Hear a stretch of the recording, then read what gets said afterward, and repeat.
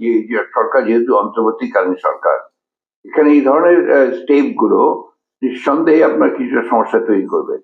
At the same time আপনার মহার্ঘ ভাতা তো কিছুটা ইনফ্লেশন বাড়াবে, কিন্তু সাধারণ মানুষের তাদের তো আপনার কোনো আয় বাড়ছে না, এটা একটা সমস্যা। তো এই বিষয়গুলোকে আপাতত আমার মনে হয় যে তাদের খুব বেশি প্রয়োজন ছিল না, যদি বলে তারা আপনার দ্রুত নির্বাচনের দিকে যেত, যেটা আমরা বারবার বলে আসছি। যে প্রশ্নটা করা হয়েছে যে মূল বিষয়টা তো হচ্ছে জবাবদিহিতা নিশ্চিত করলে আপনার অনেক সমস্যাই সমাধান হয়ে যায়, যেটা আপনার একমাত্র একটা ইলেক্টেড পার্লামেন্ট ছাড়া সম্ভব নয়। সেই কারণেই আমরা এত বেশি জোর দিচ্ছি আপনার একটা নির্বাচনের মাধ্যমে একটা জবাবদিহিমূলক সরকার এবং একটা অবস্থা তৈরি করা।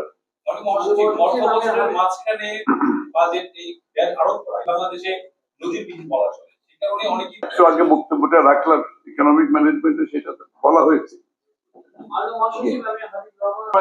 গভর্নমেন্ট হয়তো পিছিয়ে যেতে পারে। এই আমাদের তো এই চেষ্টাটা আমরা বলছি যে যাতে গভর্নমেন্ট উইথড্র করে, এইটাই তো উদ্দেশ্য আছে, তাই না?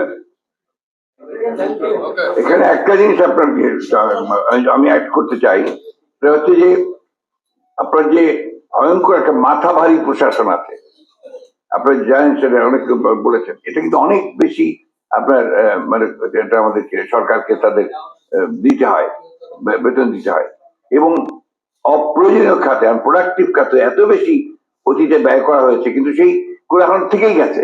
যেমন আপনার এই যে স্কুলগুলো, যেগুলো স্কুলের কোনো প্রয়োজন নাই, সেই সমস্ত স্কুলগুলোকে আবার এমপিও নতুন করে এমপিও যুক্ত করার আবার তদবির বাণিজ্য শুরু হয়েছে। এটা রিসেন্টলি আমরা দেখতে পাচ্ছি আর কি। যে সমস্ত জায়গাটা এখন কোনো টাকা পয়সা দেওয়ারই দরকার নাই, সেগুলোতে আবার টাকা পয়সা দেওয়ার গভর্নমেন্টের একটা যোগ সাজস করে দুর্নীতি যারা করেন তাদের যোগ সাজস করে এই সেক্রেটারিয়েট থেকে চিঠি বের করে নেওয়া হচ্ছে। এটা আমার অভিজ্ঞতা থেকে বলছি। এটা তো বন্ধ করতে পারছে না তারা, কারণ ওই সেক্রেটারিয়েটে ওই পুরোনো আমলের সমস্ত আমরা এই থেকে গেছে, তারা জানে কৌশলে কি করে দুর্নীতি করতে হয়, তারা সেই কাজগুলো করে যাচ্ছে সবাই। ধন্যবাদ। পরবর্তী সম্ভাব্য ঘাটতি মেটাতে এবং ট্যাক্স জিডিপি রেশিও শর্ত পূরণ করে আইএমএফ এর জন্য এই ভ্যাট বাড়িয়েছে, কারণ বর্তমান রাজস্ব দিয়ে সরকার বাজেটে খরচ মেটাতে পারছে না। একইভাবে কিছুদিন পূর্বে সরকার 22,500 কোটি টাকা ছাপিয়েছে কিছু লুণ্ঠিত ব্যাংকের তারল্য সংকট মোকাবেলায়।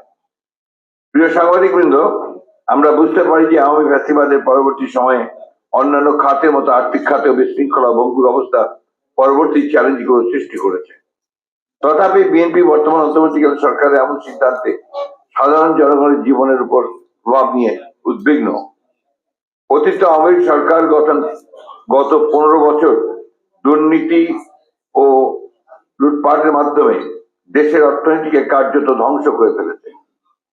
ডিসেম্বর 2024 অনুযায়ী বিদেশি মুদ্রা রিজার্ভ $21 বিলিয়ন নেমে গিয়েছে।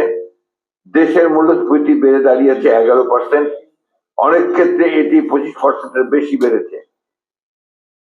অথচ দক্ষিণ এশিয়া বিশেষত শ্রীলঙ্কার মতো দেশে মূল্যস্ফীতি উল্লেখযোগ্য হারে কমেছে। দেশের মোট ঋণের পরিমাণ 20 লাখ কোটি টাকা অতিক্রম করেছে। দেখতে পাচ্ছেন আপনারা, পরে এটার কপিও পেয়ে যাবেন। ব্যাংকিং খাতে তারল্য সংকটের কারণেই জনগণ তাদের কষ্টার্জিত আমানত করে পাচ্ছে না। দেশের অর্থনীতি কার্যত ভেঙে পড়েছে। এমন বাস্তবতায় দেশের অর্থনীতিকে স্বাভাবিক ও গতিশীল অবস্থায় ফিরিয়ে নেওয়া অবশ্যই একটি বড় চ্যালেঞ্জ।